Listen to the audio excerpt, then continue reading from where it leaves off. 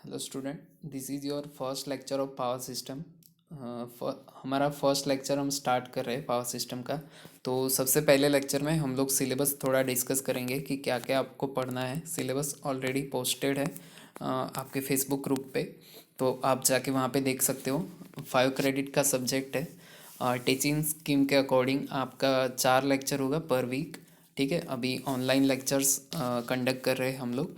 तो अभी first chapter में आपको क्या देखना है, conventional generation, load curves and tariffs के बारे में देखना है।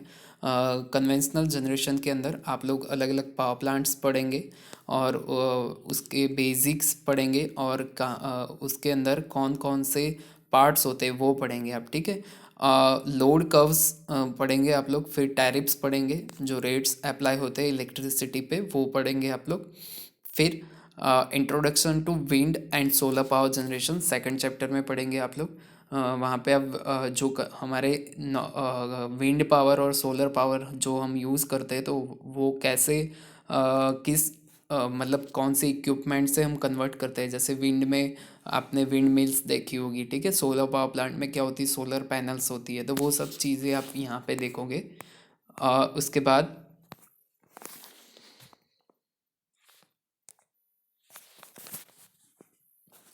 सॉरी उसके बाद आपको देखना है इलेक्ट्रिकल सप्लाई सिस्टम, जिसके अंदर जो हमारे जहाँ से पावर प्रोड्यूस हो रहा है, जनरेशन से लेके आपके घर तक कैसे पावर पहुँचता है, वो सब चीज़ें आपको वहाँ पे देखनी है इलेक्ट्रिकल सप्लाई सिस्टम में। फिर होगा fourth chapter power factor and power factor improvement of load, then mechanical features and design of overhead transmission line. फिर सिक्स चैप्टर में आपको ट्रांसमिशन लाइन के पैरामीटर्स देखने हैं। फिर underground cables, substation and neutral grounding. ठीक है, तो बहुत सारी चीज़ें हमको पढ़नी है क्योंकि पावर सिस्टम आपका फंडामेंटल सब्जेक्ट है इलेक्ट्रिकल का।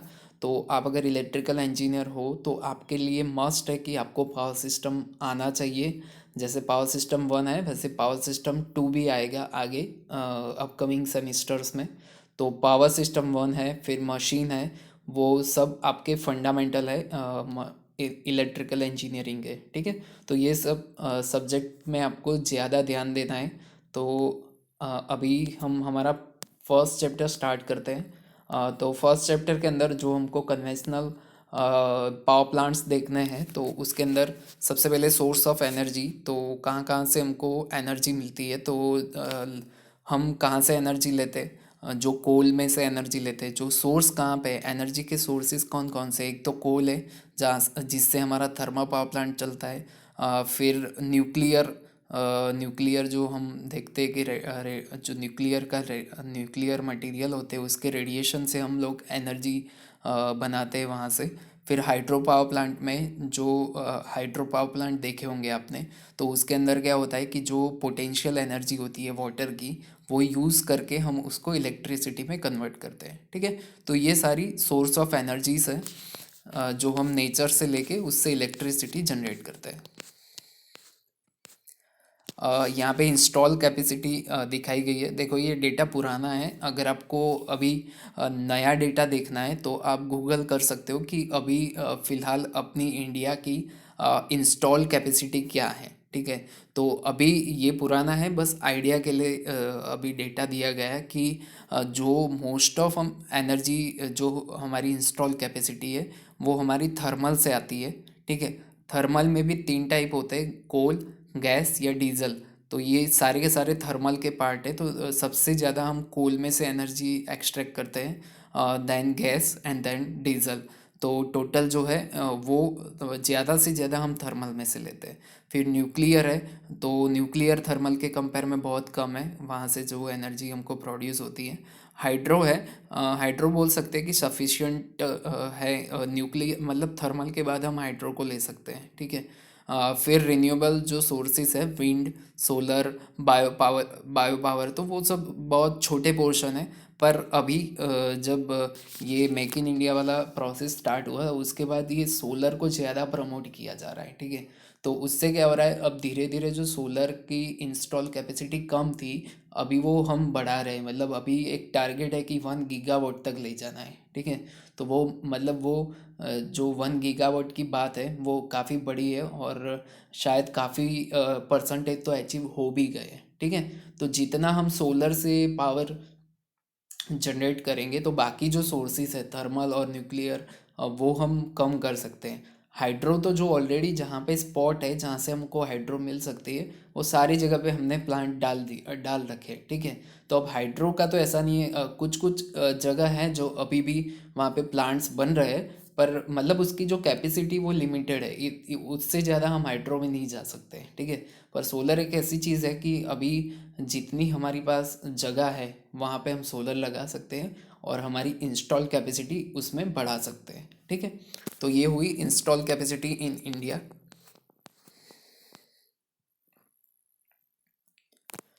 अब यहाँ पे choice of size and number of generating units, तो वो कैसे डिसाइड की जाती है? तो एक तो होता है इकोनॉमी।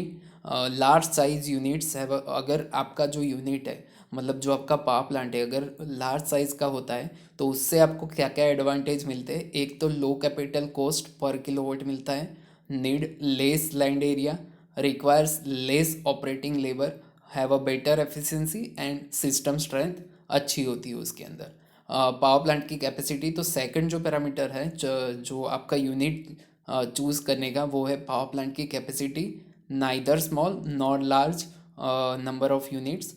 ट्रांसमिशन फैसिलिटी कैसी है, फिर रिजर्व रिक्वायरमेंट है या नहीं है, status of technology for hydro station, unit size depends on nature of flow, availability of head and water to generate maximum power possible. तो हाइड्रो में ये चीज़ अलग है, हाइड्रो में ये चीज़ हम ऊपर वाली चीज़ हम ध्यान में नहीं रखेंगे, ये जो नीचे लिखी है कि नेचर ऑफ फ्लो कैसा है, पानी का बहाव कैसा है, अवेलेबिलिटी हेड कितना कितने मीटर तक हमारे पास हेड अवेलेबल है, और वाटर टू और पानी कितना है हमारे पास मैक्सिमम पावर जनरेट करने के लिए, उसके हिसाब से वो यूनिट की साइज़ वहाँ पे रखी जाएगी, ठीक है।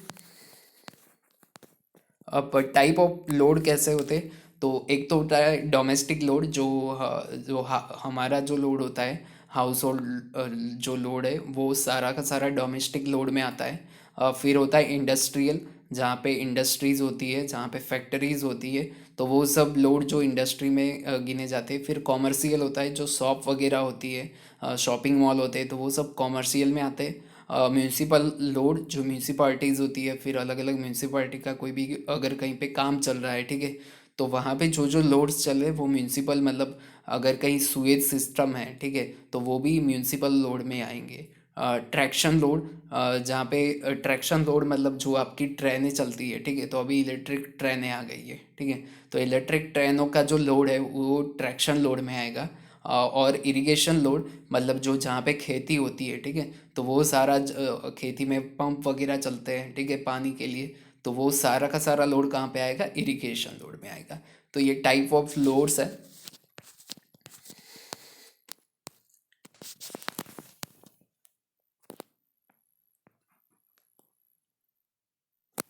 अब देखो, ये इम्पोर्टेंट टर्म है पावर सिस्टम, आप पढ़ रहे हो तो उसके अंदर ये टर्म बहुत ही इंपॉर्टेंट है लोड साइड में, कि डिमांड फैक्टर क्या होता है? Demand factor is equal to ratio of maximum demand to the connected load. मतलब कनेक्टेड लोड क्या होता है कि sum of continuous rating of all outlets in the distribution circuit, और मैक्सिमम डिमांड क्या होती है? Maximum power that the distribution circuit is like to do at any time, ठीक है।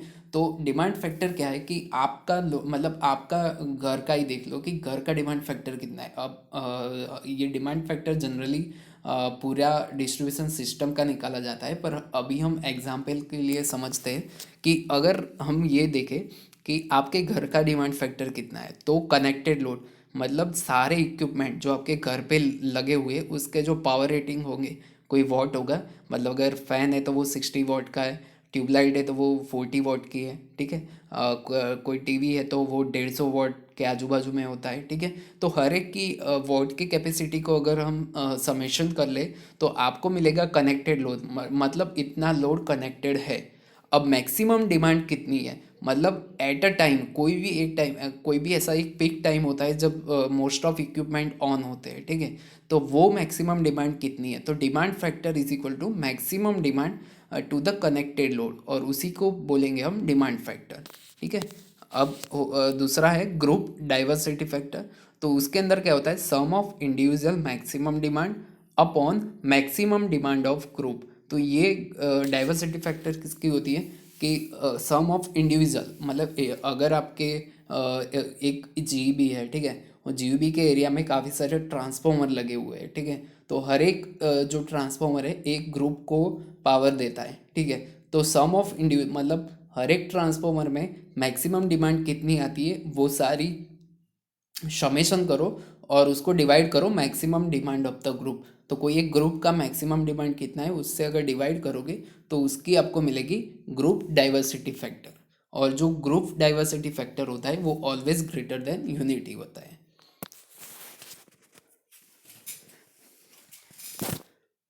अब दूसरा पीक डाइवर्सिटी फैक्टर।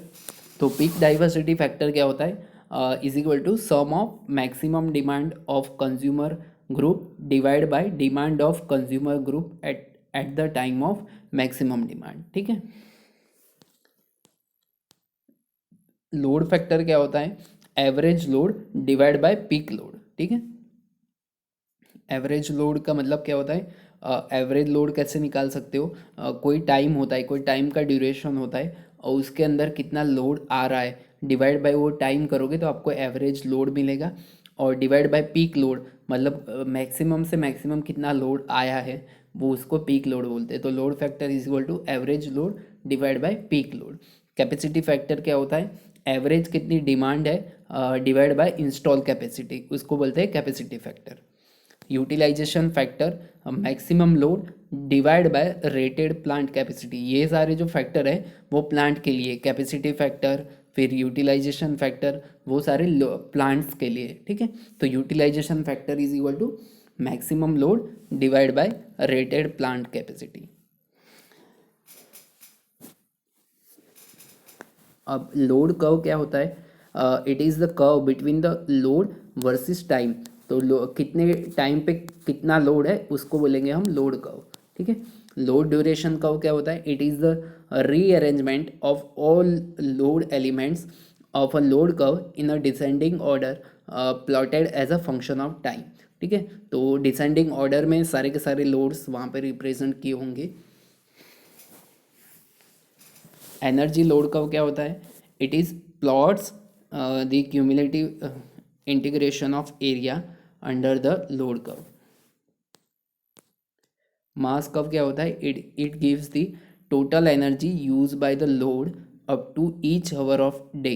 ठीक है। ये सब पैरामीटर इंपॉर्टेंट नहीं है हमारे लिए। Load duration curve, load curve, utilization factor, capacity factor, ये सारे फैक्टर इंपॉर्टेंट है। ठीक है। यहाँ पे देखो अलग अलग लोड कर्व दिए हुए हैं, ये लोड कर्व है। ठीक है। देखो नीचे टाइम है, यहाँ ऊपर की साइड पे लोड होगा,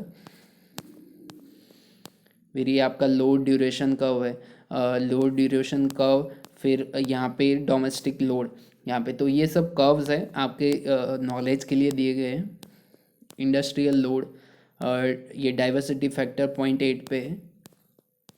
ये कॉमर्शियल लोड है। अब एक टॉपिक आता है operating reserves, how much generating capacity should be committed and how much should be left for a future expansion. तो ऑपरेटिंग रिजर्व, रिजर्व का मतलब क्या होता है कि एक ऐसी कैपेसिटी रिजर्व करके रखी जाती है ताकि जब भी आपके पास पीक लोड आए, मतलब कोई ऐसा टाइम होता है जब भी मान लो कि कोई फेस्टिवल है, ठीक है, तो उस टाइम पे क्या होता है सारे लोग अपने इलेक्ट्रिकल इक्विपमेंट चलाते हैं। ठीक है। तो उससे क्या होगा, जो भी आपका जी भी है, मतलब आपके नियर बाय एरिया में जहाँ पे लोड डिस्पैच सेंटर है वहाँ पे लोड बढ़ जाएगा। ठीक है। तो कुछ एक्स्ट्रा रिजर्व करके कैपेसिटी रखनी पड़ेगी ताकि ऐसे टाइम्स में वहाँ पे लोड सप्लाई कर पाए। ठीक है। तो how much generating capacity should be committed and how should be left for a future expansion. तो in electricity network operating reserve is a generating capacity available to system operator within a short interval of time to meet the changing demands in case of generator is out of service। ठीक है। तो ये operating reserve क्या होते हैं, ये जब भी कोई एक जनरेटर होता है अगर वो सिस्टम से कोई भी फॉल्ट के कारण वहाँ से अगर निकल जाता है, सिस्टम से निकल जाता है, तो with in a short interval of time कोई भी उसकी डिमांड को सप्लाई करने के लिए दूसरा रिजर्व ऑलरेडी वहाँ पे होना चाहिए, जो ये जो कैपेसिटी वहाँ पे रिड्यूस हुई है वो उसको फुलफिल कर पाए। तो उसको ही बोलते हैं हम ऑपरेटिंग रिजर्व। ठीक है, तो ऑपरेटिंग रिजर्व दो टाइप के होते हैं, एक होता है स्पिनिंग रिजर्व जिसको हॉट रिजर्व बोलते हैं, और एक होता है कोल्ड रिजर्व। ठीक है, तो हॉट रिजर्व के अंदर क्या होता है कि हॉट रिजर्व के अंदर it is the extra generating capacity that is available by increasing the power output of the generator that are already connected to power system. ठीक है, तो हॉट रिजर्व में क्या होता है कि वो जो रिजर्व पावर होता है वो तुरंत ही आपको मिल जाता है, मतलब in other words it is unloaded generation, मतलब जनरेशन ऑलरेडी स्टार्टेड ही होता है, वो जनरेटर स्टार्ट होता है और जैसे ही कोई जनरेटर पावर सिस्टम से निकलता है तो ये तुरंत स्विच ऑन हो जाता है और आपका जो फुलफिल करना है, आपको डिमांड फुलफिल करनी है वो तुरंत ही हो जाती है। और कोल्ड रिजर्व में क्या होता है कि वो थोड़ा डिले लेता है, मतलब थोड़ा टाइम लेगा वो अवेलेबल होने में। ठीक है, तो यही spinning reserve and non spinning reserve, hot reserve and cold reserve, यही फ़र्क होता है दोनों में। ठीक है, तो यहाँ तक हमने रिजर्व्स के बारे में देखा और थोड़ा बहुत पावर प्लांट के टर्म्स के बारे में देखा। अभी हमको पावर प्लांट देखने हैं और टैरिफ्स और वो सब देखना है। ठीक है, तो अगर यहाँ तक किसी को प्रॉब्लम है तो आप लोग कमेंट कर सकते हो। Thank you.